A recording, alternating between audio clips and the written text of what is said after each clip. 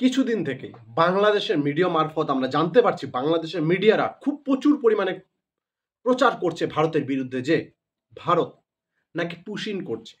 Push in মানে ভারতের থেকে লোকজনকে বাংলাদেশে ঢুকিয়ে দিচ্ছে, এই ধরনের একটা অপপ্রচার তারা চালাচ্ছে। আসলে যে সেই সমস্ত লোক অবৈধভাবে ভারতবর্ষের কিছুদিন থেকে রয়েছে, মানে কয়েক বছর থেকে রয়েছে, তাদেরকে ধরে ধরে নিয়ে তাদের দেশে দিয়ে আসছে, সেটাকে তারা পুশিন বলছে। ডিয়ার ফ্রেন্ডস, এখানে বাংলাদেশ মিডিয়া মারফত যেভাবে নিউজ আসছে যে আজকে 70 জন, আজকে 45 জন, আজকে 150 জন, আজকে 100 জন, এইভাবে ভারত থেকে অনবরত বাংলাদেশে ঢুকিয়ে দেওয়া হচ্ছে। কিন্তু বাংলাদেশ সরকার তাদেরকে আপ্যায়ন কেন করছে, তাদেরকে গ্রহণ কেন করছে?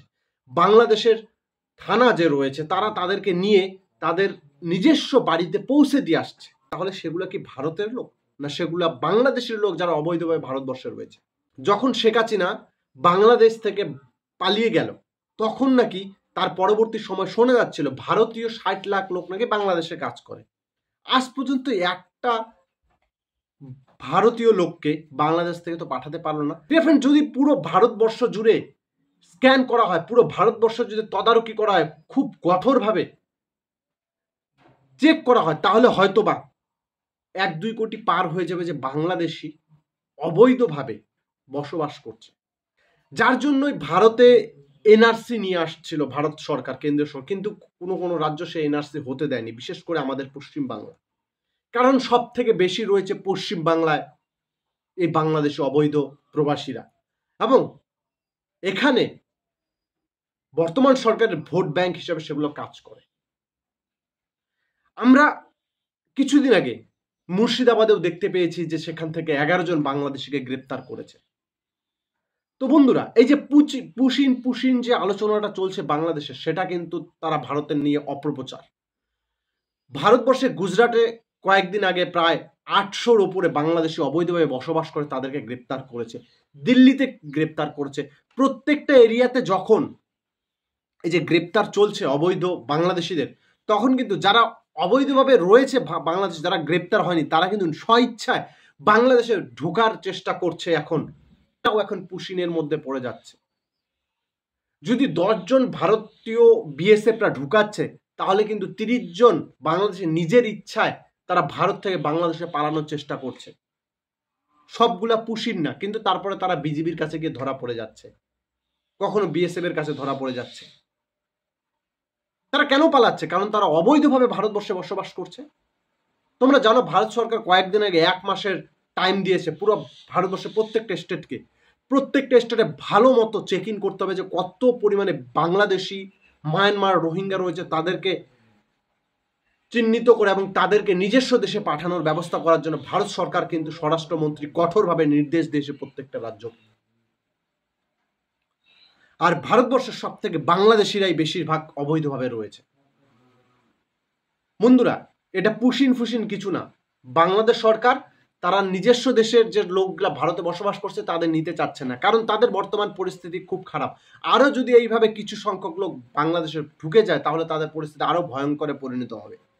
আর এটা ঠিক, ভারত সরকার একবার টার্গেট নিয়েছে। ভারত সরকার প্রত্যেকটা বাংলাদেশিকে একদম নির্দিষ্টভাবে যাচ করে তাদের দেশে ফেরত পাঠাবে। সেটা ডিপ্লোম্যাসি পদ্ধতিতেও পাঠাবে। ভারতের বিদেশ সচিব বিক্রম মিস্ত্রি কিছুদিন আগে সেই কথাই বলেছে। এবং আর কিছু কিছু বাংলাদেশি তারা এই ভয়ে যে ভারতীয় সরকার, ভারতীয় পুলিশ, ভারতীয় বিএসএফ তারা ধরবে, এই ভয়ে কিছু কিছু বাংলাদেশি নিজের ইচ্ছায় তারা ভারত ছেড়ে বাংলাদেশে ঢোকার চেষ্টা করবে এবং তাদেরকে বিজেপি ধরবে এবং সেইগুলাকে তাদের মিডিয়ায় অপপ্রচার চালাবে ভারতের বিরুদ্ধে। এটাই তাদের মূল লক্ষ্য বর্তমান। তো বন্ধুরা, পুশিনের যে ব্যাপারটা, সেটা কিন্তু কোনো ইন্ডিয়ান লোক বাংলাদেশে যাচ্ছে না, আর কোনো ইন্ডিয়ান লোককে বাংলাদেশে পাঠাচ্ছে না। যে পরিমাণে মানুষ অবৈধভাবে ভারতবর্ষে বসবাস করছিল, পুরুষ বাচ্চা থেকে শুরু করে সবাই কিন্তু বাংলাদেশেরই। তার জন্যই তাদের নিজেদের দেশের থানা পুলিশরা তাদেরকে প্রথমে বিজেপির কাছ থেকে নিচ্ছে, নেওয়ার পর তাদেরকে আইডেন্টিটি করছে, তারপরে তাদেরকে প্রত্যেকে নিজস্ব গ্রামে গ্রামে পৌঁছে দিয়ে আসে। তাহলে সেটা তারা নিজস্ব গ্রামে কিভাবে পৌঁছে দিল? তো ডিয়ার ফ্রেন্ডস, বাংলাদেশ সরকারকে উচিত এই সমস্ত অপপ্রচার বন্ধ করানো এবং তাদের যে সমস্ত নাগরিক ভারতবর্ষে রয়েছে অবৈধভাবে, তাদেরকে নির্দেশ দেওয়া যে তারা যাতে বাংলাদেশে ফিরে আসে। নচেত যেভাবে ভারতীয় অবৈধদেরকে আমেরিকা থেকে হাত পা বেঁধে পাঠিয়ে দিয়েছিল, ঠিক সেভাবে বাংলাদেশিদেরকেও হাত পা বেঁধে পাঠিয়ে দেওয়া হবে বাংলাদেশে। যখন আমেরিকা থেকে ভারতে পাঠিয়ে দিল তখন বাংলাদেশিরা খুব খুশি হয়েছিল, এখন নিজেদের বেলায় অন্য কিছু। তো ডিয়ার ফ্রেন্ডস, এই যে পুশিনের ব্যাপারটা আরো বেশি ভয়ঙ্কর রূপ নেবে, মানে আরো বেশি পরিমাণে বাংলাদেশিরা বাংলাদেশে প্রবেশ করবে ভারত থেকে। এই ব্যাপারে তোমার কি মন্তব্য? যেভাবে অপপ্রচার করছে বাংলাদেশি মিডিয়া, সেটা খুব একটা ভয়ানক পরিস্থিতি নিয়ে আসবে বাংলাদেশের জন্য। অলরেডি ট্রেড ফ্রেড সব বন্ধ করে দিয়েছে ইন্ডিয়ান সরকার। তো অপপ্রচার বন্ধ করার দরকার বাংলাদেশের, আর নিজস্ব দেশের নাগরিককে নিজের দেশে নিয়ে আসা উচিত।